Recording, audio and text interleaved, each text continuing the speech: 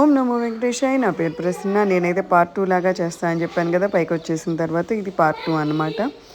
ఈ నామాలు చూస్తే భలే ఉంటుంది, వాటర్ ఫౌంటైన్ అలాగా. పైకి వచ్చాను తర్వాత మా బుడ్డది ఎక్కిరిస్తుంది. సో ఆఫ్టర్ మీకు ఒక బిగ్ అప్డేట్ ఏంటి అని అంటే, పైన అయితే రూములు ఉండవు.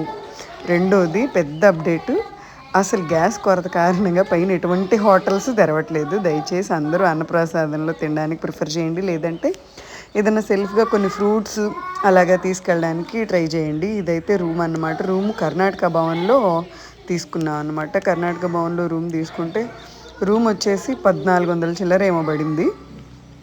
కానీ అప్పటికప్పుడు అయ్యింది అయితే కాదు, ముందే ప్రిపేర్ చేసుకున్నది అనమాట. రూమ్ అయితే బాగానే ఉంటుంది. మోస్ట్లీ అన్ని రూమ్స్ ఇలాగే ఉంటాయి, నీట్గానే ఉంటాయి పైన రూమ్స్ అన్నీ కూడా. మేమైతే రెడీ అయిపోయి ఇంకా టెంపుల్కి వెళ్ళిపోయాను అనమాట.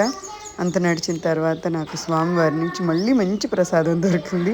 క్షీరాన్నం అంటారనమాట దాన్ని. అదైతే దీంట్లో యాడ్ చేయట్లేదులే, అది ఆ ప్రసాదం దొరికింది. సాంబార్ రైస్ తిన్నా. అసలు ఈసారి ఎందుకో దేవుడు ప్రసాదాలు ఎక్కువ తిన్నాను. బయట గ్యాస్ లేదమ్మా కాబట్టి ఎటువంటి హోటల్స్ తీయట్లేదు, నువ్వు నా ప్రసాదం తిను అని మా డాడీ పంపించినట్టే ఉందన్నమాట. ఇదైతే మేము అన్నప్రసాదానికి వెళ్ళిపోయాము. అన్నప్రసాదంలో ఎప్పుడైనా కానీ ఫుడ్ టేస్టీగానే ఉంటుంది. ఆ రోజు ఇంకా దేవాంశ్ బర్త్డే అన్నమాట. ఆ బర్త్డే సందర్భంగా ఇంకొంచెం టేస్ట్ బాగుండేలాగా డొనేట్ చేశారు కదా. ఇంతే ఈ వీడియో అన్నమాట. టేస్ట్ అయితే చాలా బాగుంది. By by. సబ్స్క్రైబ్ చేసుకోండి.